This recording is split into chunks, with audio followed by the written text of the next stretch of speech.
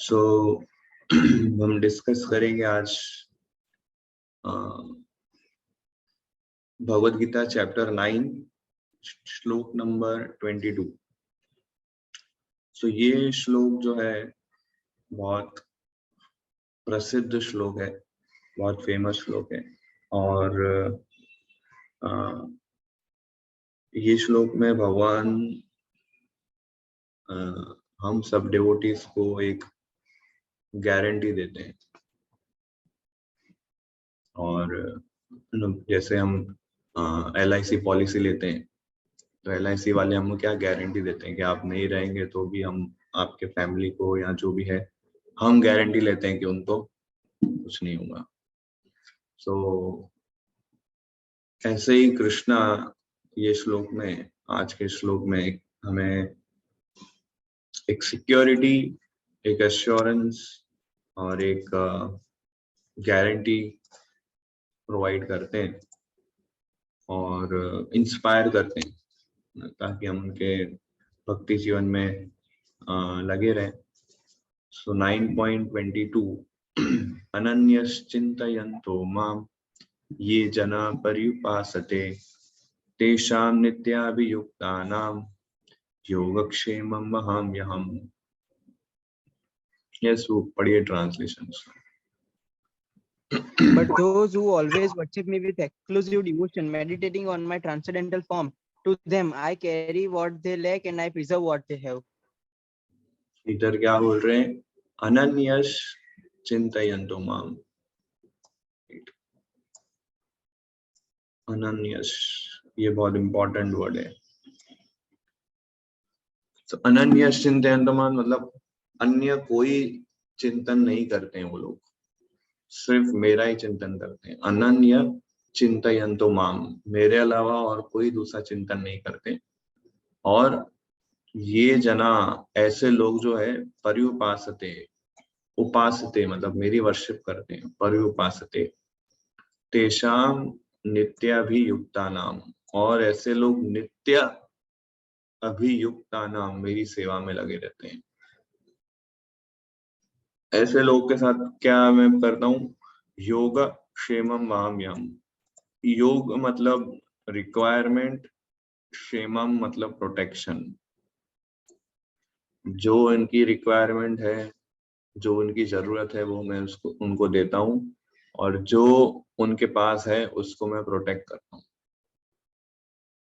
और कृष्णा वर्ड बोल रहे अहम, मतलब पर्सनली कृष्णा ये करते हैं, वो किसी के द्वारा नहीं करवाते हैं वर्ड, इसलिए कृष्णा बोल रहे हैं योगक्षेमम वहाम्यहम्। लिखा है ना, I carry what they lack and I preserve what they have.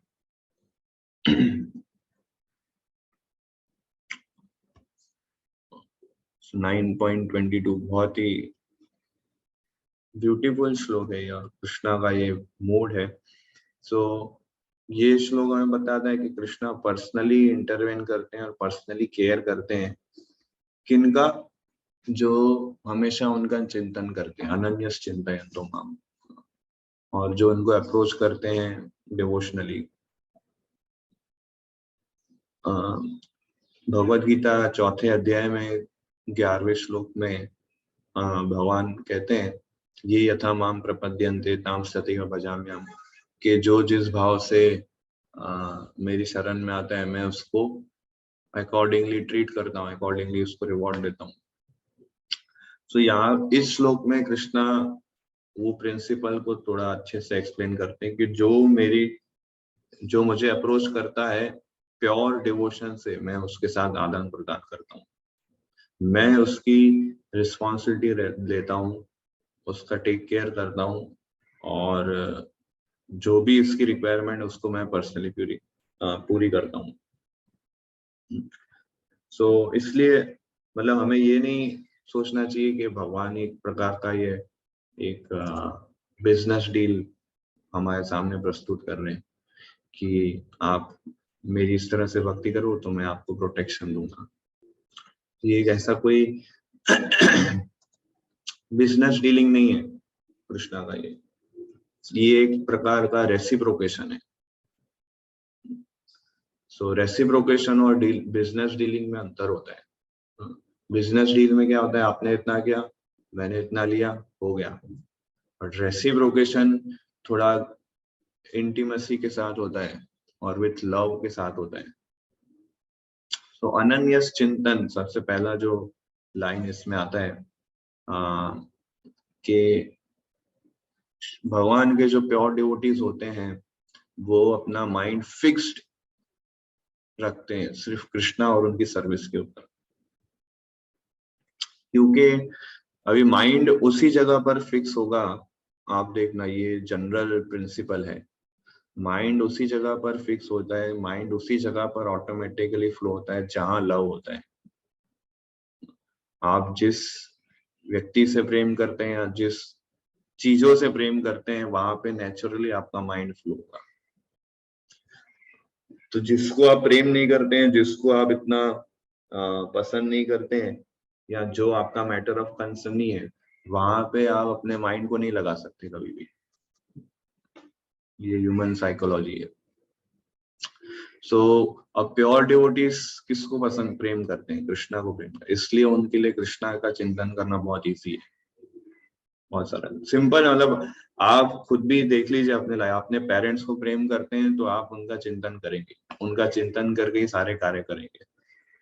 आप पढ़ाई कर रहे हैं, आप जॉब कर रहे हैं, तो उनको ही चिंतन करके आप सब कुछ करेंगे कि मैं मेहनत करूंगा तो मेरे पेरेंट्स खुश होंगे, उनको मैं सैलरी दूंगा तो दे विल बी हैप्पी, उन्होंने इतना पढ़ाया लिखा है, सो ये मैं उनको as a reward, as a gift उनको। सो ये नेचुरल थॉट आएगा आपके मन में। ऐसे अगर आप अपनी पत्नी को प्रेम करते हैं तो नेचुरली आप मेहनत करेंगे, कुछ भी करेंगे उसको याद करके ही करेंगे। आप अपने बच्चों से प्रेम करते हैं तो उसी को याद करके आप सारे कार्य करेंगे। आप ये प्रश्न नहीं करेंगे कि मैं अपनी वाइफ को याद करूं कि अपना मेहनत करूं। ये प्रश्न पूछते क्या हम? मैं अपने घर से प्रेम करूं या नौकरी करूं, ये कैसा प्रश्न हो गया? तो ऐसे ही हम लोग अभी कृष्णा से प्रेम नहीं करते तो हम सोचते प्रभु जी आप बोलते कभी कृष्णा की भक्ति करें या कृष्णा की सेवा करें या माला जप करें कि सेवा करें। अब ये प्रश्न वैलिड ही नहीं है, क्योंकि जहाँ लव है वहां सब कुछ ऑटोमेटिक हो जाता है। वहां नेचुरली मन और इंद्रियां और बुद्धि सब अपने आप कार्य करती हैं। Where there is love there is no question. So इसलिए अनन्यस चिंतन, तो भगवान के भक्त होते हैं ऐसे कृष्णा को प्रेम करते हैं विदाउट एनी डेविएशन, और कोई उनका ऑब्जेक्ट ऑफ मेडिटेशन नहीं है। सो जो प्रेम करते हैं भगवान से नेचुरली उनका मन उसी तरफ फ्लो होता है ना।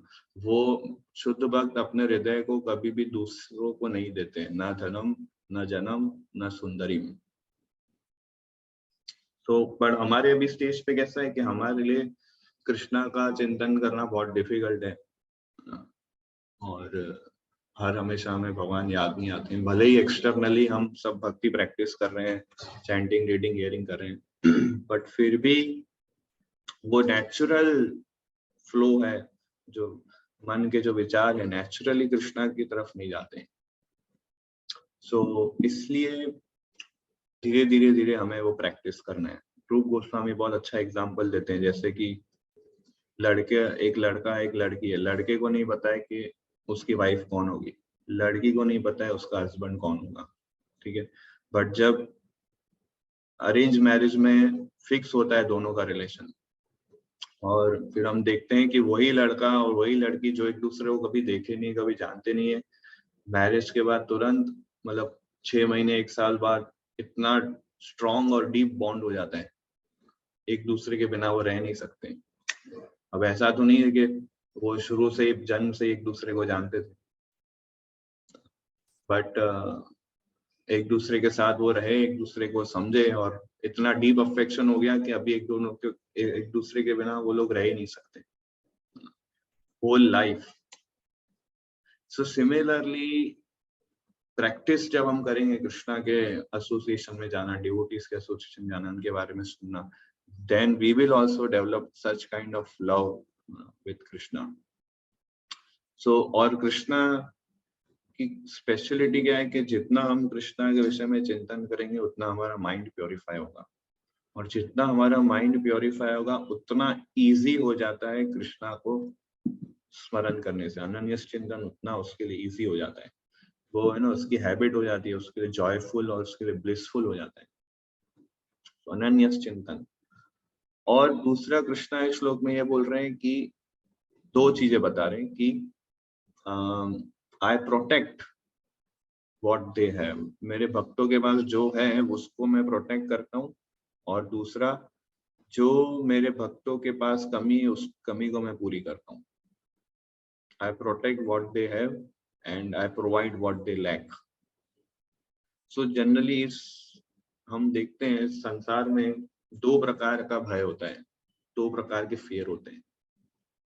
पहला फियर ये कि जो कुछ भी मैंने इकट्ठा किया है, जो कुछ भी मैंने अपनी मेहनत से पूरा कलेक्ट किया है, वो कहीं खो ना जाए, कोई उसका चोरी नहीं कर ले, या कोई में से मतलब मिसप्लेस नहीं हो जाए।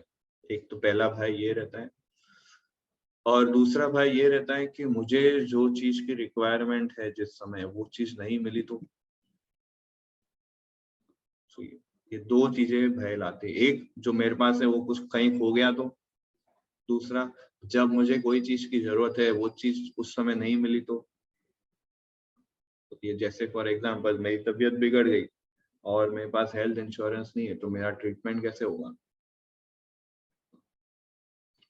तो ये कुछ जेन्युइन फियर लोगों में रहते हैं, पर कृष्णा बोलते हैं कि मैं इन सब चीजों का टेक केयर करता हूँ। सो फियर जनरली यही तो, इसलिए कृष्णा बोलते हैं ना कि जो उनके पास है उसको मैं प्रोटेक्ट करता हूँ, और जो उनकी कमी है उसको मैं पूरी करता हूँ। तो ऐसे ही भक्त जो होता है केयर फ्री हो जाता है। भक्त को अभी भय जैसी परिस्थिति फेस नहीं करनी पड़ती है, और अगर उसके जीवन में कोई कष्ट आते हैं या कोई रिवर्सेस आते हैं ना, तो उसका माइंडसेट एकदम क्लियर होता है। वो ये सोचता है कि ये मेरे कर्मा है जिसको मैं डिजर्व करता हूँ, और कई गुना ज्यादा मुझे इसका पनिशमेंट मिलना चाहिए था, बट कृष्णा इतने मर्सीफुल है कि मुझे बस टोकन रिएक्शन देके छोड़ दिया। इस तरह से भक्त जो है किसी से कभी ईर्ष्या नहीं करता है, हमेशा ग्रेटफुल रहता है कि कृष्णा मैं इतना सिंफुल हूँ बट आपने मेरे को जस्ट टोकन अमाउंट देके मुझे प्योरीफाई कर दिया। तो ये कृष्णा की मर्सी समझता है। एक स्टेप और आगे कि जो भी उसके जीवन में कष्ट आ रहे हैं वो ये समझता है कि ये कृष्णा की मर्सी है ताकि मैं सुधर जाऊं, मेरे सुधार के लिए और मेरे इम्प्रूवमेंट के लिए कृष्णा ने ये ट्रबल्स दिए। तो इस तरह से भक्त का माइंड सेट चलता है, और वो कभी भी मेहनत नहीं करता है भौतिक चीजों को इकट्ठा करने के लिए। He does not work hard to accumulate material things, पर भगवान के सेवा के लिए वो सब कुछ करेगा भक्त। जैसे रूप गोस्वामी थे, सनातन गोस्वामी थे, 6 गोस्वामी थे, वो वृंदावन में रहते थे, अपने भजन कुटीर में रहते थे, चैंटिंग करते थे, सिंपल उनका लाइफस्टाइल था, और पुस्तक लिखते थे, गोवर्धन परिक्रमा करते थे, और अलग अलग वृंदावन के फॉरेस्ट में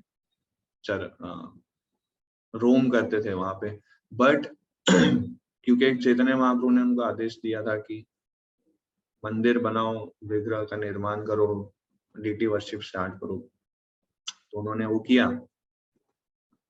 उन्होंने फिर उस समय ये नहीं सोचा रहे हमें तो एकदम सिंपल ड्यू टू ये सब काम है, मंदिर बनाने जाऊंगा, काम है लैंड खरीदने जाऊंगा, ऑलरेडी इतने मुसलमान लोग हैं, इनसे काम है इतने डीलिंग्स कर पाऊंगा।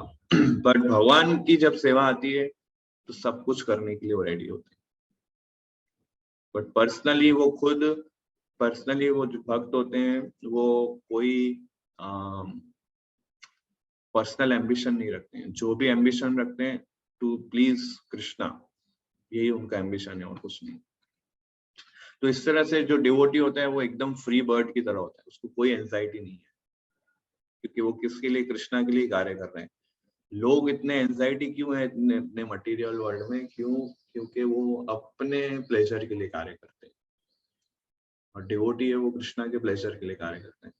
भक्त जो होता है वो किसी को हार्म नहीं पहुंचाता है, हमेशा दूसरों के वेलबींग के लिए वो सोचता है। बट मटेरियल वर्ल्ड में पूरा उल्टा है, यहाँ पे जो लोग हैं वो ये सोचते हैं कि मैं कैसे एंजॉय करूं, मुझे कैसे बेनिफिट मिले। ये आई और माइंड कंसेप्ट जो है वो बहुत डीप रूटेड है, अपने प्लेजर के लिए लोग सोचते हैं, इसलिए वो लोग कांस्टेंट एंजाइटी में रहते हैं। ये मेरा शत्रु है, ये मुझे कष्ट पहुंचाएगा, ये मेरे को नुकसान पहुंचा सकता है, इसको यहाँ से हटा दो। तो ये सारी चीजें डिवोटीज भक्त को, कृष्णा के अनन्य भक्त को डिस्टर्ब नहीं करते, क्योंकि ही लव्स कृष्णा, तो नेचुरली वो हर सिचुएशन में कृष्णा के ऊपर डिपेंड रहता है, चाहे वो मटेरियल चीजें हो या स्पिरिचुअल चीजें हो, फॉर ऑल कृष्णा पे डिपेंड। अनदर इंटरेस्टिंग चीज इस श्लोक में है कि कृष्णा बोलते हैं इस श्लोक के अंदर योग और योगक्षेमम, जैसे श्लोक बताते हैं। तो यहाँ पे कृष्णा वर्ड यूज कर रहे हैं योगक्षेमम। तो प्रभुपाद देखिए ट्रांसलेशन में इसके सिनोनिम्स में क्या लिखते हैं, इसका मीनिंग। योग का मतलब लिखते हैं रिक्वायरमेंट्स, और क्षेमम का मीनिंग लिखते हैं प्रोटेक्शन। अब योग का मीनिंग क्या होता है, जनरली हम योग का मतलब क्या समझते हैं? योग मतलब क्या? योग एक संस्कृत वर्ड है, उसका मतलब क्या? टू यूनाइट प्रभु। योग मतलब connection, unity, right. But Prabhupada इधर लिखते हैं रिक्वायरमेंट्स, क्या नहीं? तो कृष्णा रिक्वायरमेंट्स के लिए कृष्णा वर्ड यूज कर रहे हैं योग। सो योग मतलब इस चीज में इसलिए रिक्वायरमेंट लिखा है क्योंकि कुछ एसेंशियल चीजें हैं जिससे जो हमारे भक्ति योग में हमें कनेक्ट कर सके, वो सारी चीजें कृष्णा प्रोवाइड करते हैं, और उस चीज को प्रोटेक्ट भी करते हैं। सो इसलिए कृष्णा बोलते हैं, इसलिए एक्चुअली इसलिए इस इनडायरेक्टली कृष्णा ये मैसेज दे रहे हैं हमको कि अगर हमारे जीवन में, मतलब अगर हम अपना वाई क्लियर रखते हैं कि वाई आई शुड लिव, तो कृष्णा फिर हाउ क्लियर करते हैं, हाउ उसको केयर करते हैं। सो जनरली इंग्लिश में उसको ऐसे बोलते हैं कि if we take care of our whys of life, he will take care of hows of life. इसको हिंदी में कैसे बोलते पता नहीं, बट अगर हम ये सोचते हैं कि मैं अपना जीवन जी रहा हूँ केवल कृष्णा की सेवा के लिए, तो फिर कृष्णा ध्यान रखेंगे कि कैसे वो चीजें होगी। पर ये पर्पस हमारा क्लियर है तो डिटेल्स कृष्णा मैनेज करेंगे। तो इसका मतलब ये नहीं है कि भक्त जो होता है वो इम्प्रैक्टिकल होता है, वो ये सोचता है सब कुछ कृष्णा प्रोवाइड करेंगे और मुझे कुछ करने की आवश्यकता नहीं। जैसे श्रीला प्रभुपाद थे ना, वो हमेशा बड़ा सोचते थे, हमेशा एम्बिशियसली सोचते थे कि इतने सारे इस्कॉन सेंटर्स होंगे, इतने सारे डिसाइपल्स होंगे, और इस तरह से पूरे वर्ल्ड में कृष्णा कॉन्शियस स्प्रेड होगा, इतनी बुक डिस्ट्रीब्यूशन होगा। बट उनके फीट हमेशा ग्राउंड पे रहते थे। प्रभुपाद जी ने कृष्णा कॉन्शियसनेस को स्टेप बाय स्टेप सिस्टमेटिकली एक समय पे एक चीज करके इसको स्प्रेड किया। तो इसी तरह हमें भी इस तरह से कृष्णा कॉन्शियस प्रैक्टिस करनी है, सर्विस करनी है विथ फेथ कि कृष्णा प्रोटेक्ट करेंगे और कृष्णा प्रोवाइड करेंगे। सो इसलिए भक्त जो होता है वो कभी कृष्णा से डिमांड नहीं करता है, क्योंकि उसे पता है कि कृष्णा प्रोटेक्ट करेंगे और कृष्णा प्रोवाइड करेंगे। इसलिए भक्त जो है वो ऑटोमेटिकली कृष्णा की सेवा में एंगेज रहता है, और कृष्णा रेसिप्रोकेट करते हैं उसको प्रोवाइड करके। फेमस एग्जाम्पल जिसके हमने सुन रखे हैं, जैसे सुदामा ब्राह्मण था, तो वो तो मांगने से भी हिचक रहा था कि मैं क्या मांगू कृष्णा से, किस वे से मांगू, बट कृष्णा ने उसको इंद्र से भी बड़ा राज्य दिया, ऑपुलेंस दिया। उसी तरह एक जो फ्रूट बेचने वाली जो औरत वृंदावन में आई थी कृष्णा को फ्रूट देने, वो लेडी भगवान मतलब कृष्णा तो छोटे बालक थे, इतने अट्रैक्ट हो गई कि सामने से उसने सारे फ्रूट्स दिए कृष्णा के लिए। कृष्णा ने फिर उसकी जो टोकरी थी वो सारे हीरे मोती जवाहरात से भर दिए। तो तो इस तरह से कृष्णा प्रोटेक्ट करते हैं, कृष्णा प्रोवाइड करते हैं। प्रभुपाद जी इसका एक अच्छा एक अपने क्लास में कहते हैं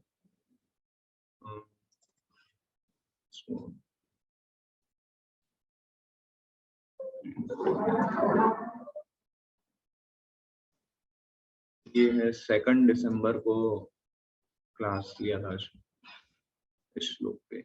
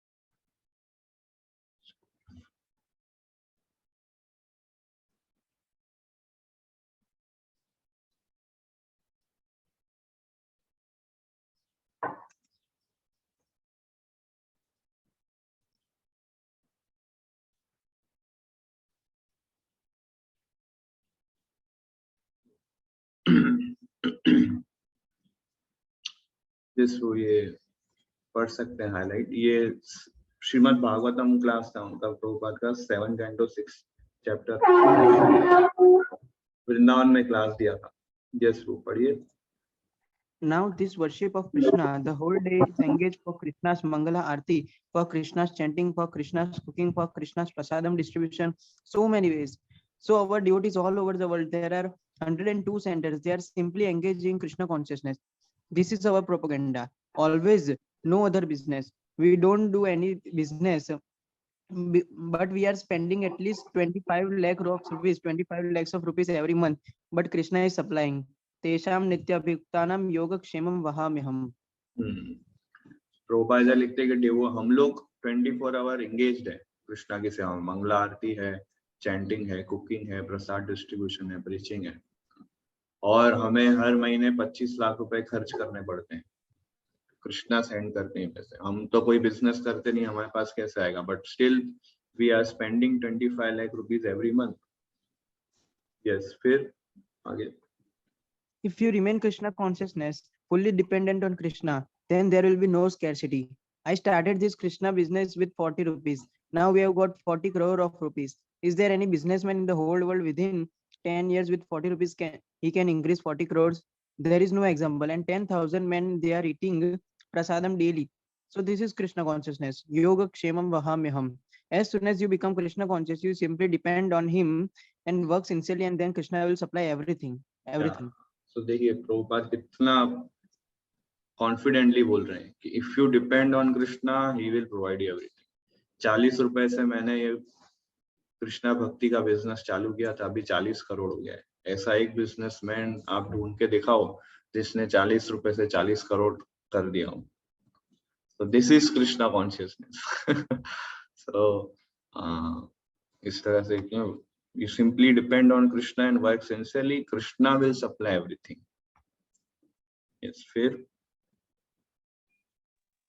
So this is practically being manifested. Take for example, in Bombay, now the land is 1 crore of rupees worth. And when I purchased this land, I had might be 3 or 4 lakhs. So it was completely speculation. Because I was confident that I shall be able to pay, Krishna will give me. There was no money. That's a long history. I do not wish to discuss. But I have got now practical experiences that you depend on Krishna, there will be no scarcity. Whatever you want, it will be fulfilled. Tesham nityabhyuktanam. So be always engaged in Krishna consciousness. Then everything will be fulfilled. Any desire, if you have got. तो इस ये अनन्य चिंतन तो माम जब होता है तब ये सारी चीजें, ये सारे मिरेकल्स उस भक्त के जीवन में होते हैं। तो इसलिए भक्त जो है वो कोई डिमांड नहीं करता है कृष्णा से, वो सिर्फ भगवान की सेवा में एंगेज रहता है। जैसे चैतन्य महाप्रभु के समय में एक भक्त थे श्रीवास पंडित। तो श्रीवास पंडित के घर में चैतन्य महाप्रभु ने संकीर्तन स्टार्ट किया था फर्स्ट टाइम। मायापुर धाम आप जाएंगे तो वहां पे श्रीवास आंगन है, और वो श्रीवास आंगन रासथली से कंपेयर किया है उसको कृष्ण लीला में। तो वहां पे चैतन्य महाप्रभु एवरी नाइट श्रीवास ठाकुर के घर पे कीर्तन करते थे, और उन्होंने देखा कि ये जो श्रीवास है जिसके घर पे हम कीर्तन करते हैं, वो ये देखा कि ये श्रीवास जो है ना कोई बिजनेस कर रहा है ना कोई जॉब कर रहा है, अपना घर कैसे चलाता है। तो एक बार चैतन्य महाप्रभु ने उनसे पूछा कि आप अपना घर कैसे चलाते हो, ना आपका बिजनेस है ना जॉब है। तो श्रीवास ठाकुर ने क्या 3 बार ऐसे ताली बजाई। तो चैतन्य महाप्रभु समझ नहीं पाए। महाप्रभु बोले कि ये ताली का मतलब क्या। तो श्रीवास ठाकुर ने कहा कि ये आपकी सही बात है कि मैं ना कोई बिजनेस कर रहा हूँ ना कोई जॉब कर रहा हूँ, बट मैं 3 बार ताली बजाता हूँ और कृष्णा से प्रे करता हूँ और प्रसाद और सब रिक्वायरमेंट्स आ जाती है। तो चैतन्य महाप्रभु बोले कि ये तो थोड़ा इम्प्रैक्टिकल लगता है। अब सोचिए भगवान है वो स्वयं जो पहले गीता में बोल के कि मैं प्रोवाइड करता हूँ, मैं प्रोटेक्ट करता हूँ, यहाँ पे श्रीवास ठाकुर को बोल रहे हैं कि भाई ये तो इम्प्रैक्टिकल है, ऐसा कैसे हो सकता है, पूरी दुनिया ताली पे थोड़ी ना चलती है। सो अगर नहीं मिला आपको, चलो आपको आपके घर पे कुछ प्रसाद नहीं आया तो क्या करोगे आप। तो श्रीवास ठाकुर ने कहा कि मैं टॉलरेट करूंगा 2 दिन 3 दिन, फिर भी नहीं आता है तो मैं अपने आप को गंगा नदी में डुबो के आत्महत्या कर लूंगा। तो ये फेथ और कन्विक्शन देख के चैतन्य महाप्रभु का फेथ और कन्विक्शन, मतलब श्रीवास ठाकुर का फेथ कन्विक्शन देख के चैतन्य महाप्रभु बहुत प्रसन्न हुए, इसलिए टेस्ट कर रहे थे उनकी। सो चैतन्य महाप्रभु ने फिर उनको बेनेडिक्शन दिया, उनको वरदान दिया। क्या वरदान दिया कि ऐसा हो सकता है कि लक्ष्मी देवी को भीख मांगनी पड़े पर तुम्हारे घर में कोई चीज की कमी नहीं होगी। ऐसा वरदान दिया, क्योंकि श्रीवास ठाकुर का इतना फेथ। आप सोचिए लक्ष्मी देवी को कभी ऐसी सिचुएशन आएगा ही नहीं कि उनको, वो स्वयं लक्ष्मी देवी है और कृष्णा की शक्ति है, कृष्णा की एनर्जी है। बट चैतन्य महाप्रभु ये पॉइंट बता रहे हैं कि श्रीवास ठाकुर इतने फेथफुल, इतने स्ट्रॉन्ग थे कि अनन्य चिंतन तो माम का एक्चुअली एग्जाम्पल है। तो इसलिए जो पूरी तरह से कृष्णा पे डिपेंड रहते हैं, अपना लाइफ एब्जॉर्ब करके रखते हैं, वो भक्त कभी सफर नहीं करता है। हमें लोग बोलते हैं कई बार, आप इस्कॉन सोसाइटी में हो, आप इतना मेहनत करते हो, फंड इकट्ठा करते हो और फंड रेस करने जाते हो, अलग अलग स्कीम्स बनाते हो। तो एक्चुअली कृष्णा के भक्त जो है अपना पूरा लाइफ निकाल सकते हैं बिना कोई पैसे को टच किए, पूरा लाइफ निकाल सकते हैं बिना कोई पैसे को। अब देखते हो वृंदावन में कई सारे ऐसे भक्त हैं जो अपना बीट बैग, अपना माला लेते हैं और राधे राधे जप करते हैं और भ्रमण करते रहते हैं, और उनको कोई ना कोई खाना मिल जाता है, कोई ना कोई उनको दान देता है, कोई शॉल दे देता है, कोई थोड़े कपड़े देता है, कोई प्रसाद दे देता है। इस तरह से भक्त जो एकदम simple lifestyle, care free lifestyle जीते हैं। उनको ये सब मेहनत करना, ये सब अपना जीवन पूरा इस तरह से निकाल सकते हैं। बहुत सारे ऐसे भोजन भंडारा लगा होता है, वहां पे कहीं चले जाते हैं, उधर प्रसाद ले लेते हैं। तो ये लोग सब भजनानंदी है। 2 प्रकार के लोग होते हैं, एक भजनानंदी और एक घोषणानंदी। तो प्रभुपाद जी ने हमें घोषणानंदी वाला कंसेप्ट दिया है। घोषणानंदी मतलब जो प्रचार करते हैं, और भजनानंदी मतलब जो सिर्फ भजन करते हैं। तो घोषणानंदी मतलब जो प्रचार और भजन दोनों करते हैं।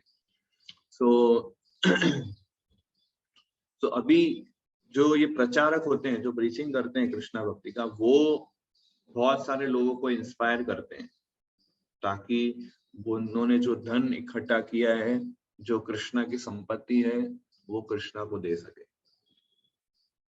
तो ये घोषणानंदी का कार्य है। एक्चुअली ये हनुमान, जैसे हनुमान क्या किया, हनुमान का क्या जॉब था कि सीता देवी को रावण के हाथ से मुक्त करके भगवान राम को देना। ऐसे ही इतने सारे जो भौतिकवादी लोग हैं, वो लोग ये सोचते हैं कि मैं इतनी मेहनत करूंगा, मैं इतनी संपत्ति इकट्ठा करूंगा और फिर मैं एंजॉय करूंगा पूरा इंडिपेंडेंट भगवान से होके। तो ये सारी संपत्ति जो है वो किसकी संपत्ति? कृष्णा की संपत्ति है। सो भक्त लोग क्या करते हैं, ये संपत्ति को ऐसे रावण मेंटालिटी वालों के हाथ से निकाल के कृष्णा की सेवा में लगाते हैं। ये हनुमान का कार्य है। तो कृष्णानंदी जो होता है, प्रचारक होता है, वो ये इस तरह से कार्य करता है। तो एक प्रकार से देखें तो हम लोग जो है उनको फेवर कर रहे हैं, उनसे डोनेशन मांग के। हमारा कुछ इसमें लाभ नहीं है। आपने जो धन इकट्ठा किया है गलत तरीके से या जो भी तरीके से, उससे आपको ही इसका पाप लगने वाला है। बट अगर आप इस धन को कृष्णा को देंगे तो आप शुद्ध हो जाएंगे।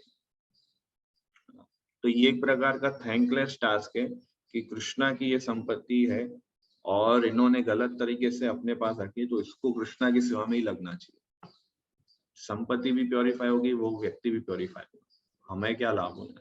तो ये एक प्रकार का थैंकलेस टास्क है। अदरवाइज हम तो बिना पैसों के वृंदावन में आराम से रह सकते हैं, हमें कुछ इतना कष्ट लेने की आवश्यकता नहीं है।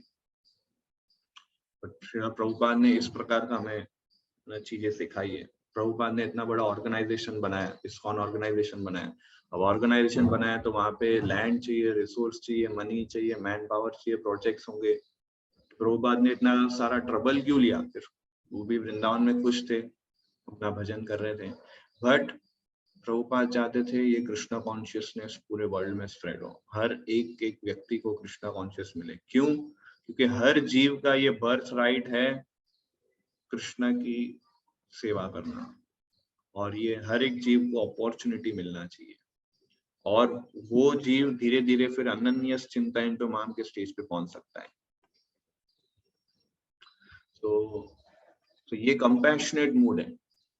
इसलिए हम बोलते हैं कृष्णा पे डिपेंड रहो। फिर और आपसे फिर प्रश्न पूछे, अगर कृष्णा पे डिपेंड हो तो आप इतना मेहनत क्यों कर रहे हो? कृष्णा पे डिपेंड रहो। बट ये रीजन है इसका कि why devotee work hard for the pleasure of Krishna. कोई पूछे कि आप इतना फंड रेस क्यों करते हो, इतना पैसा, इतना डोनेशन, आप बाहर जाते हो, बुक डिस्ट्रीब्यूशन करते हो लोगों से, क्यों जन्माष्टमी के लिए फंड रेस क्यों मांगते हो? कृष्णा प्रोवाइड कर देंगे आपको बाहर जाके जन्माष्टमी का फंड इकट्ठा करने की क्या जरूरत है? पढ़ी नहीं है गीता आपने? बट ये डिवोटी का क्या थैंकलेस टास्क है कि यस आप नहीं दोगे तो भी कृष्णा भेजेंगे, बट हम आपके उद्धार के लिए आए हैं। आप देंगे तो आपका बेनिफिट होगा, हमें कुछ नहीं। कृष्णा तो लक्ष्मीपति है, उनको कोई धन की आवश्यकता नहीं है। तो इस तरह से अगर कोई हम इस अनन्य चिंतन का भाव रखते हैं तो कृष्णा प्रोटेक्ट करते हैं, कृष्णा प्रोवाइड करते हैं। एक स्टोरी आती है रघुनाथ दास गोस्वामी, जब वो वृंदावन में थे और वहां पे चैंटिंग कर रहे थे एक दिन, और उस समय तो बहुत फॉरेस्ट होता था पूरा, तो बहुत सारे ऐसे फेरोशियस एनिमल्स जो जंगली जानवर होते थे वहां से वो गुजरते रहते थे। तो ये देखा तो कृष्णा वहां पे आगे छड़ी लेके रघुनाथ दास गोस्वामी को प्रोटेक्ट करने, ताकि उसका चैंटिंग डिस्टर्ब नहीं हो। और ये देख के जो सनातन गोस्वामी फिर ये देख रहे थे कि ये कृष्णा उधर छड़ी लेके खड़े, यहाँ पे रघुनाथ दास गोस्वामी एब्जॉर्ब है चैंटिंग करने में, नाम जप करने में, वहां पे कृष्णा प्रोटेक्ट करे, ये कृष्णा से सेवा ले रहे हैं। तो सनातन गोस्वामी ने रघुनाथ दास गोस्वामी को डांटा, कृष्णा से सेवा क्यों ले रहे हो? हम यहाँ पे वृंदावन आए कृष्णा की सेवा करने या कृष्णा से सेवा लेने? तब फिर वो एग्री हुए, ठीक है मैं भजन कुटीर बनाऊंगा और उधर जप करूंगा। तो रघुनाथ दास गोस्वामी एकदम डिटैच्ड पर्सनालिटी थे, बोला मुझे भजन कुटीर भी नहीं चाहिए, तो उससे भी अटैचमेंट हो जाएगा। बट क्योंकि कृष्णा उधर प्रोटेक्ट कर रहे थे तो उन्हें लगा अरे मैंने कृष्णा से सेवा ले ली, मैं तो यहाँ कृष्णा की सेवा करने आया, इसलिए उन्होंने भजन कुटीर बनाई। सोचिए क्या कॉन्शियसनेस है उनका। इसी तरह एक बार राधा कुंड पे थे रघुनाथ दास गोस्वामी, बहुत गर्मी का था, एकदम दोपहर का समय था, और वहां पे अगेन वो फिर से माला जप कर रहे थे, चैंटिंग कर रहे थे पूरा एब्जॉर्प्शन के साथ, और उनका शरीर में पूरा पसीना आ रहा था। तो वहां पे फिर राधा रानी ने देखा कि ये इस तरह से चैंटिंग करे, तो राधा रानी वहां आई और फिर उन्होंने अपने साड़ी का जो एंड है वैसे रखा उनके ऊपर ताकि उनको छांव मिले और कृष्णा में वो एब्सॉर्ब रहे। तो ये भी सनातन गोस्वामी देखते, 2 बार उनको डांटा फिर वो एग्री हुए, ऐसा। तो इस तरह से डिवोटीज इतने अनन्य चिंतन तो माम होते हैं कि कृष्णा उनको प्रोटेक्ट करते हैं, कृष्णा उनको सब चीजें प्रोवाइड करते हैं ना। इसलिए जब हम कृष्णा का चिंतन करेंगे तो कृष्णा हमारा चिंतन करेंगे। सो जब मैंने फर्स्ट टाइम ये सब सुना, तो जब शुरू में जब मैंने फर्स्ट टाइम ये सब सुना तो मुझे लगा ऐसा रेसिप्रोकेशन सिर्फ सिलेक्टेड लोगों के साथ ही हो सकता है, ये सबके लिए नहीं है। बट एक्चुअली ऐसा नहीं है, हर एक जीवात्मा के साथ ऐसा रेसिप्रोकेशन हो सकता है, सभी के लिए। अगर वो अनन्य चिंतन तो माम के स्टेज पे पहुंचता है तो कृष्णा उसको उतना प्रोटेक्शन, उतना प्रोविजन देते हैं, लाइक दैट। सो अब दूसरा प्रोटेक्शन, एक्चुअल में प्रोटेक्शन का मतलब क्या? प्रोटेक्शन का मतलब है कि उनकी भक्ति की प्रोटेक्शन। भगवान उनके शरीर को या उनके ग्रॉस रिक्वायरमेंट को प्रोटेक्ट करे या नहीं करे, वो उससे ज्यादा इम्पोर्टेंट है कि भगवान उस भक्त के भक्ति को प्रोटेक्ट करते हैं। जैसे फॉर एग्जांपल जटायु जो था, वो उसे पता था कि मैं रावण के सामने हार जाऊंगा, फिर भी रावण एक्चुअली बहुत पावरफुल व्यक्ति था। जटायु ने सोचा let me do my best and leave the rest on Ram. तो ये एटीट्यूड होना चाहिए भक्त का। तो रावण ने तलवार लिया और जटायु के पंख को काट दिया, और जटायु जस्ट मरने ही वाला था, वहां पे स्वयं भगवान राम आए और भगवान स्वयं उनका अंतिम संस्कार कर रहे हैं। सोचिए, भगवान जटायु का अंतिम संस्कार क्रिया पूरा उन्होंने किया और जटायु भगवत धाम गया।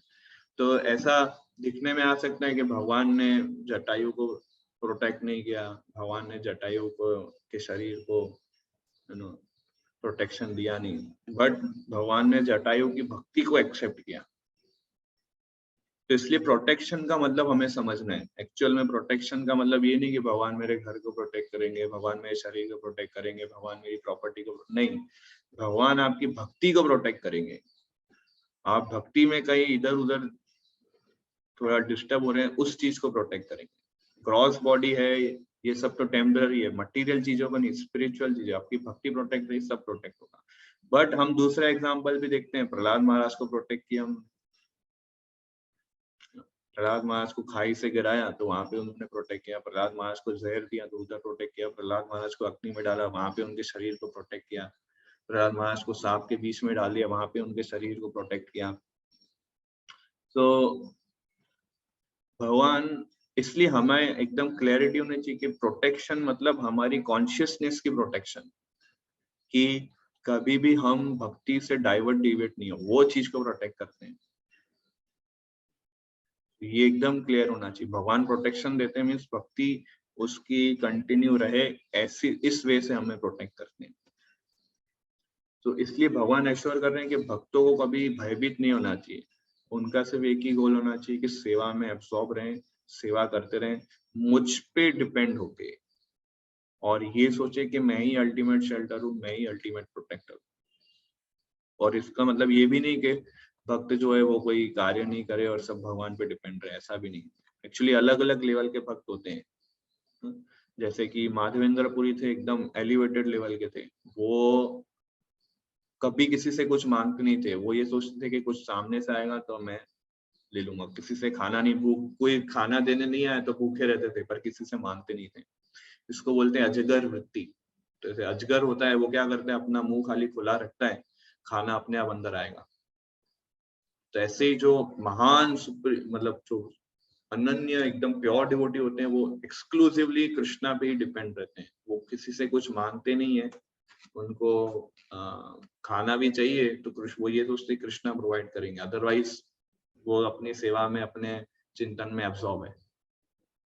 कृष्णा, तो ये अलग अलग कैटेगरी के भक्त होते हैं। और दूसरे इसके नीचे के लेवल जो होते हैं मध्यम अधिकारी भक्त, जो इस अपना एक स्टेप नीचे उनका, जो इस मटेरियल वर्ल्ड के साथ भी डील करते हैं और कृष्णा की भी सेवा करते हैं। वो ढंग से कपड़े पहनते हैं, कंठी माला, शेविंग प्रॉपर किया हो, जैसे प्रभुपाद ने हमको सिस्टम बताया, और प्रेजेंटेबल रहते हैं।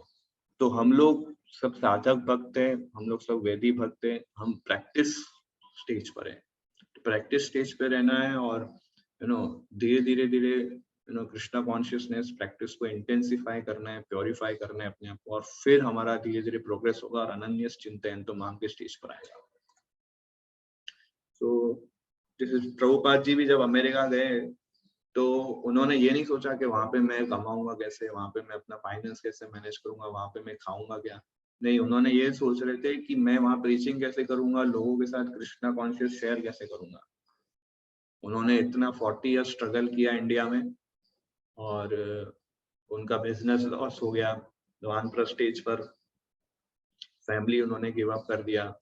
तो प्रभुपाद ने सारी प्रैक्टिकल डिफिकल्टीज फेस की, बट वो कभी होपलेस नहीं हुए, क्योंकि वो देखते थे कि सब कुछ कृष्णा के कंट्रोल में। He knows that there is the hand of Krishna, there is protection of Krishna, और कृष्णा ने फिर उनको एम्पावरमेंट किया। सो इसलिए हमें ये डिटर्मिनेशन होना चाहिए कि कृष्णा की सेवा करनी है, और कैसे होगी कृष्णा देखेंगे। में वो डिजायर्स से मेंटेन रखनी है।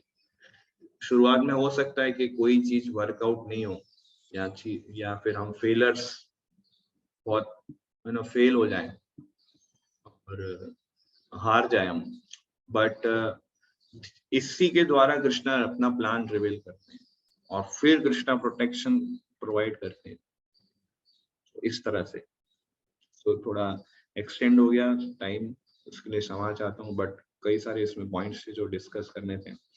सो किसी का कोई प्रश्न है तो पूछ सकते हैं। Questions, any doubts?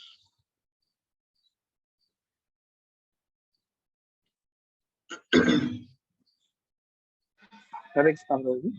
हरे कृष्ण।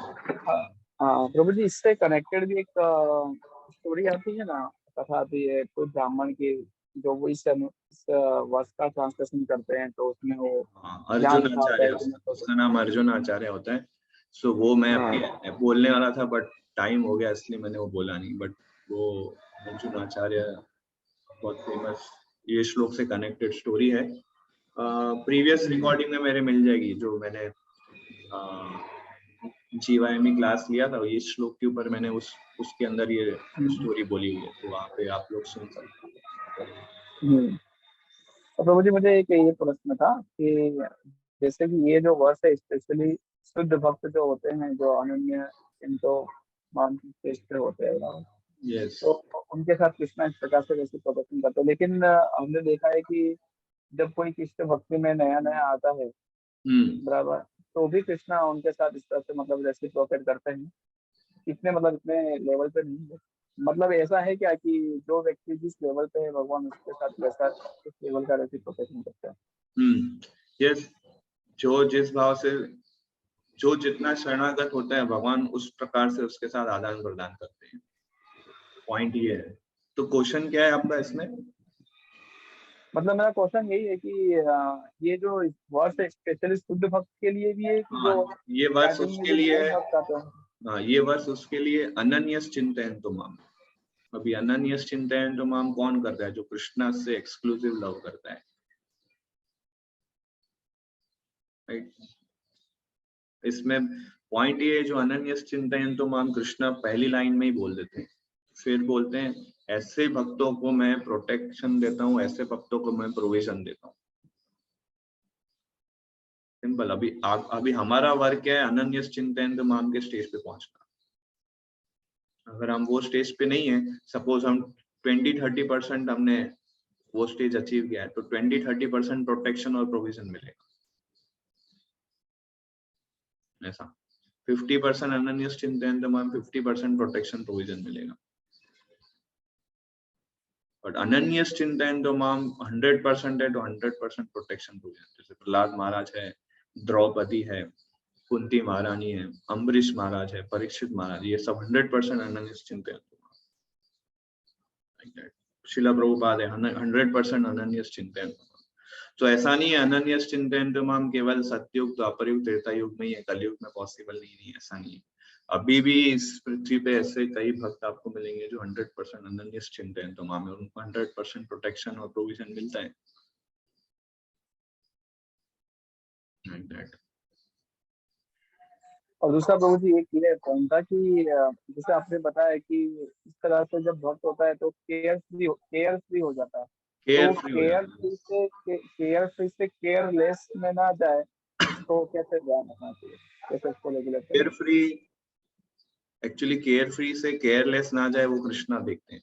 कृष्णा उसको, जैसे बच्चा है, छोटा बच्चा है, वो केयर फ्री लाइफ जीता है, ठीक है। केयरलेस नहीं हो तो माँ उसको देखती है कि केयरलेस पे जा रहा है कि नहीं, वो तो पूरा अपनी माँ पे डिपेंड है, अपने पेरेंट्स पे डिपेंड है। सो ये प्रोटेक्शन प्रोविजन कृष्णा प्रोवाइड करते हैं कि वो केयर फ्री से केयरलेस नहीं चला जाए, वो भक्ति से डाइवर्ट और डिविएट नहीं हो जाए। और अगर किसी भक्त का फॉल डाउन हो भी जाए भक्ति से, कृष्णा फिर उसको फिर से वापस ले आते हैं, ये कृष्णा का ड्यूटी है। कोई भक्ति छोड़ के चला भी जाए तो फिर वो Krishna take care. Actually Krishna अनन्यश्चिंतन तमाम वाले जो डिवोटी है उनका फॉल डाउन होने ही नहीं देते हैं, वो प्रोटेक्शन, उसी को तो प्रोटेक्शन बोलते हैं, उसी को प्रोटेक्शन। और जैसे अब जब देखें भरत महाराज, ठीक है, भरत महाराज ने हाई स्टेज पर थे पर अभी डाइवर्ट डेविएट हो गए वो, ठीक है।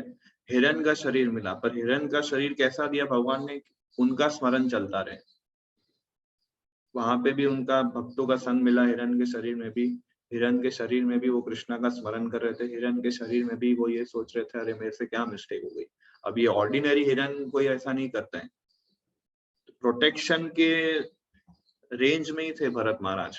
पर बाहर से देखे तो ऐसा लग जा रहा है तो पनिशमेंट दे दिया इसको हिरण बना के, कृष्णा ने कुछ प्रोटेक्ट ही नहीं किया, हिरण बन गया। बट नहीं, वो प्रोटेक्शन के रेंज में थे। इसलिए कृष्णा का वे ऑफ प्रोटेक्शन हम नहीं समझ सकते। हम अपने आइडियोलॉजी लगाते हैं, अरे कृष्णा इस तरह से प्रोटेक्ट करेंगे। सो वहां प्रॉब्लम आती है। कृष्णा प्रोटेक्ट करते हैं पर वो अपने तरीके से प्रोटेक्ट करते हैं। अब वो तरीका हमें समझ में नहीं आता है तो हमारी गलती है ना, वो कृष्णा की मिस्टेक नहीं है।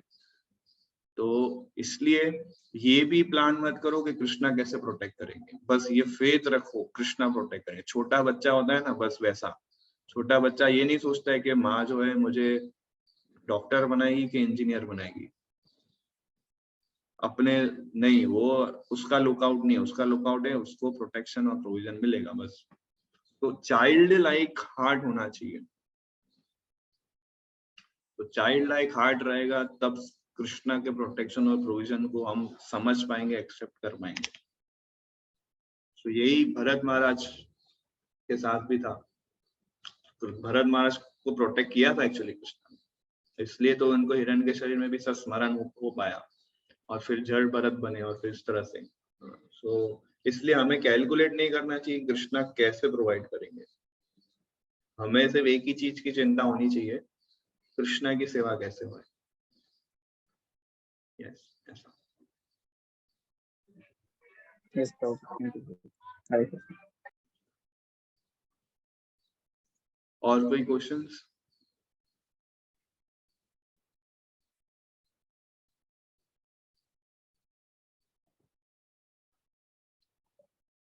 ठीक है, सो यहाँ हम एंड करते हैं। श्रीमद् भगवत गीता की जय, श्रील प्रभुपाद की जय। जय।